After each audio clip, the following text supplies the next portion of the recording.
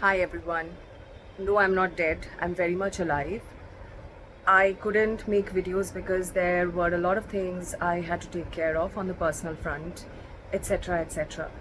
Um, so, for those who have watched my earlier videos, you will see that I talk a lot about, or rather, I used to talk a lot about work life balance, corporate culture, work ethics, etc. etc.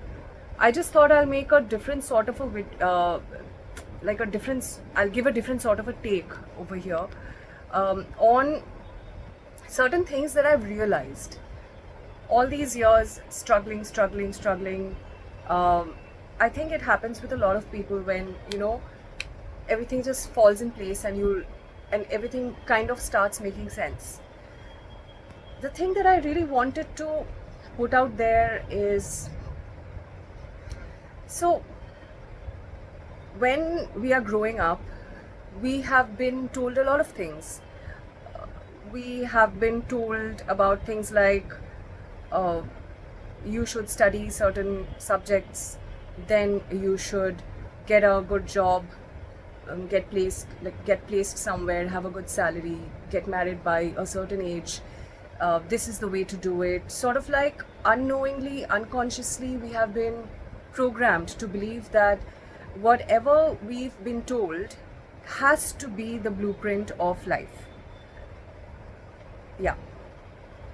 However, I have realized that in case you happen to deviate from this path, nobody's going to come and get you or punish you or even beat you up for it, um, penalize you. No. Why? If you don't want to follow the same path, the same things that, or if you don't want to do the same things that your parents have done, their parents have done, it's okay. You can choose not to follow your parents or their parents or the way your upbringing has sort of pushed you towards. You don't have to follow that. And the thing is, if you happen to, like I said, if you happen to deviate from that script, nobody's going to come and, you know, um, attack you or tell you, hey, why are you not doing this? Why are you not following this script? You are supposed to do this. Nobody's going to come and get you. Nobody's going to punish you. In fact, nowhere is it written, or it's like see, there are many countries, there are many places which have certain rules, either it could be based on religion, it could be based on culture, ethnicity, etc. etc. It's not like just because you exist you will have to sort of follow certain rules, and if you happen to break out of them, oh god, you'll be punished. Nobody cares. That's the other thing that I've learned, that we often think that, oh, so and so is probably out to get me, or so and so is doing this on purpose. They are planning some grand conspiracy against me. Nobody's even remotely interested in you. I know these things sound very harsh, but this is true. Nobody cares what you're doing. If you're, I mean, of course, your closest ones, your near and dear ones, they will, of course, care.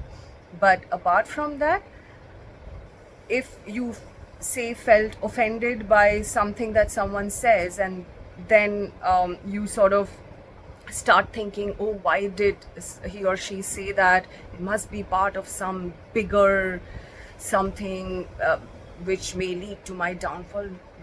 Nobody has the time, energy, or the bandwidth to think about you specifically or plotting your downfall. So it doesn't happen like that. So it's pointless to go into a spiral of self-defeating negative talk, which builds imaginary scenarios which then zap out the life from you, basically, so to speak, over time. So like I said, two things. One is, you don't have to, nobody will come and punish you if you deviate off the script. And second, nobody's really thinking so much about you so as to plan some grand conspiracy and bring you down.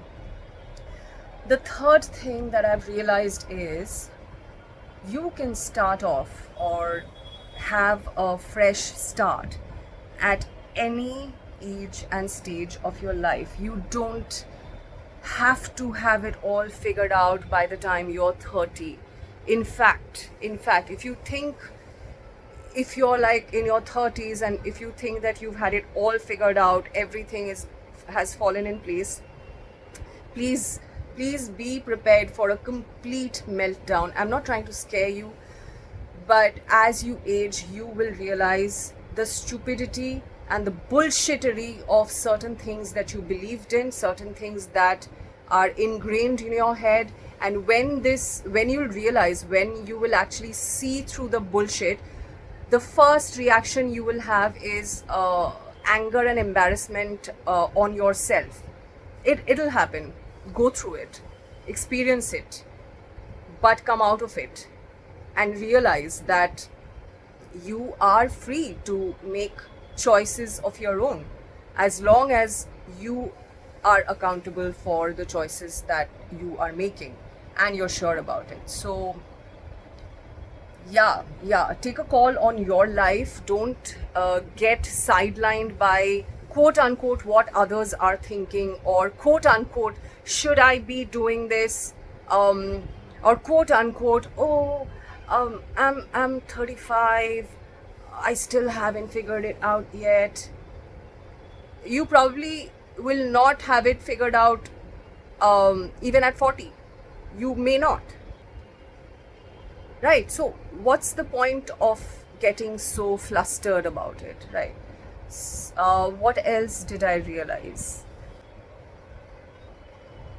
Marriage is sold in this world. Marriage is sold as the ultimate or the culmination of two people liking each other. So marriage is like the eventual thing. So what happens in a marriage?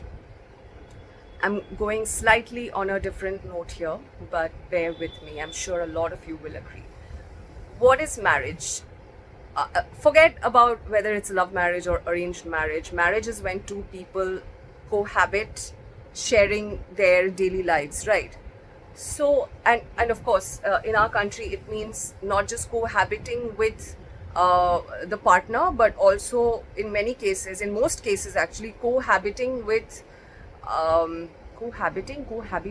whatever it is, living with the partner's family as well. So yeah, like I was talking about marriage. So marriage means also accepting differences in opinion, of basically accepting and being okay with the differences between the people who are staying under the same roof. So let me paint, and people think that, oh, marriage is like marital bliss, it is called. Marriage makes you whole and whatever, etc. It sets you up for life. But I digress. Yes, so let me paint a picture. You're married, you're living in a house full of other people apart from you and your partner. So there will probably be two or one older person, a cousin, whatever. So imagine you are planning the meal. Now say one person is vegetarian, one person is vegan, one person has diabetes, one person is lactose intolerant, one person has gluten allergy, one person has blah blah. So imagine if you are on a daily basis, you are planning. See, you can't plan separate meals for everyone, right? You have to come to some sort of a middle ground where certain meals are made, which could be had by everyone or selectively by everyone from among the dishes made. Now, say you are planning meals for so many people. You yourself have been advised by the doctor to eat protein properly, take care of your health, etc., and your preference is also there. right? What do? And imagine doing this, planning this for the rest of your life. So say you've got married at 32, say, for example, from 32 till say 82, you will probably have to do this. Of course, the members will increase, decrease, whatever, but this is going to be a reality of your life for the next at least 30 years. I mean,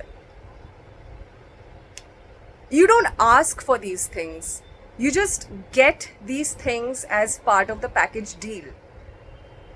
So imagine having to do this, and you do it for a week, it's great. A month, fine. A year, okay. And year after year after year. And people still think like marriage is a bliss. I'm so blessed to be married. But these micro, what shall I say? These micro disruptions are created in your mind on a daily basis. It's quite stressful. Marriage is stressful. In fact, I will say, in general, cohabiting with people is stressful. Now let's take this scenario to the corporate world, to office. In the office, there are so many kinds of people. On a daily basis, you are working with, let's say, someone who's jealous of you, someone who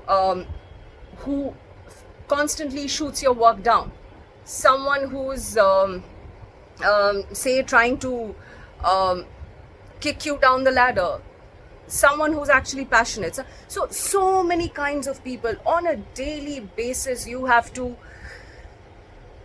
put some guardrails. You have to sort of cater your communication accordingly every single day of your life till the time you retire, of course in different setups.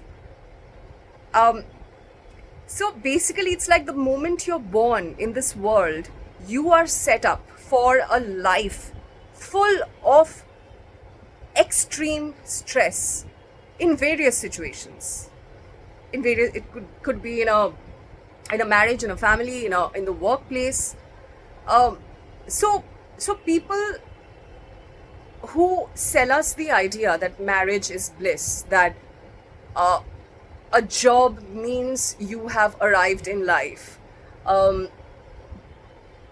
don't buy it.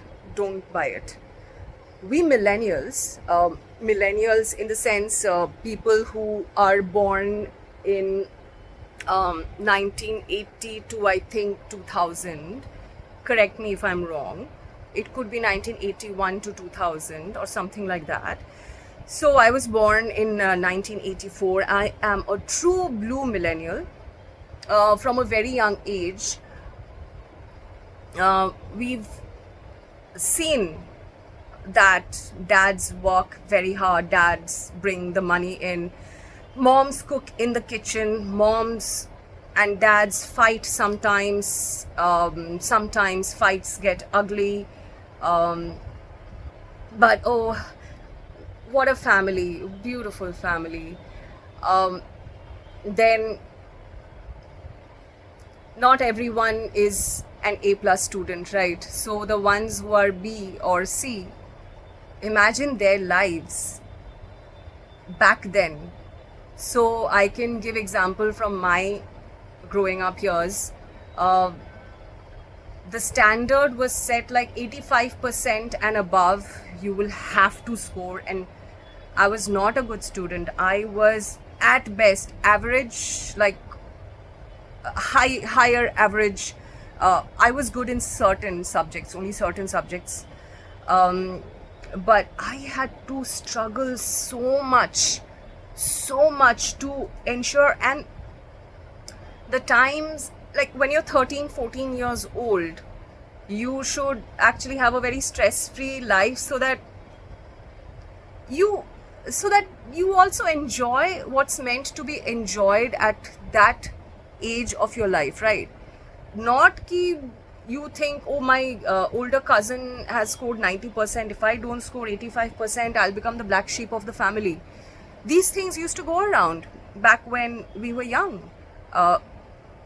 Black sheep, scapegoats, these things were pretty common. And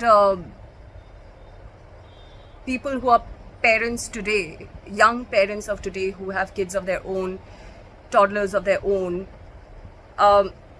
they cannot even think that they themselves, the parents who are of my generation and me, we cannot think that we were actually brought up that way.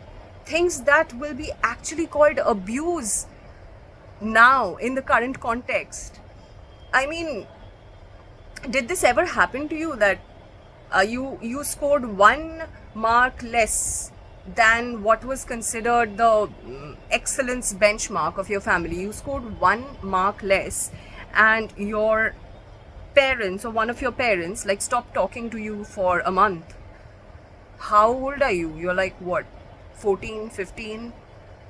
These are traumas that have actually built and shaped us. And trust me, if I have a kid, or I know I will not, but if ever that's the scenario, I will never do this. Another thing, this brings me to another thing. Remember, there was this time when we were growing up when our peers and our elders would say, I want to become like my father. I want to become like my mom. My mom works so hard and so unconditionally. My dad, he works so hard. He puts the bread on the table. Of course. And there's no disrespecting that fact. But today, can you say that today? I can never say that because with the information that is that we have access to, we know that those standards don't work today. Today, if I say that, of course, I love my mom. I deeply respect what she did for my sister and me. But I will probably never be able to say that I want to become like her, like she's my idol. No, because I do realize that our parents also are flawed, and unfortunately back then they did not have any information or any resources to uh, to to support them, right? The advantage and the privilege that we have today. So we have to understand these things. But I'm just saying that the conditions in which we grew up, we people who are in our, say, from late 30s to mid 40s, things were so different. Things which will actually qualify for abuse today. So all these things made me realize that nobody is going to come and punish you. Kaan pakad ke baith jao. Why did you not join this company by 30 so that you could get married and settle down by 32? Nobody's going to come and do that to you. Okay, so pace your life at your own pace. Respect people, but don't try to idolize them or emulate them. Respect is very important. But first learn to respect yourself. If you are not very happy with wherever you are, at whichever stage of life that you are in, introspect, think what can be done differently, and do it. That's what. That's the best form of respect that you can give to yourself.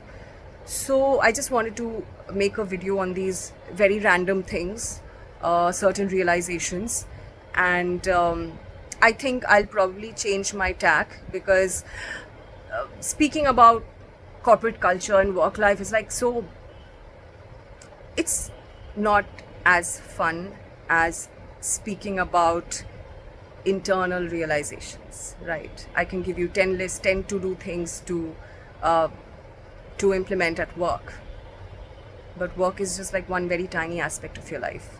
So henceforth I will speak my mind and speak very truthfully about these subjects. So let me know if you like this content, and that's it.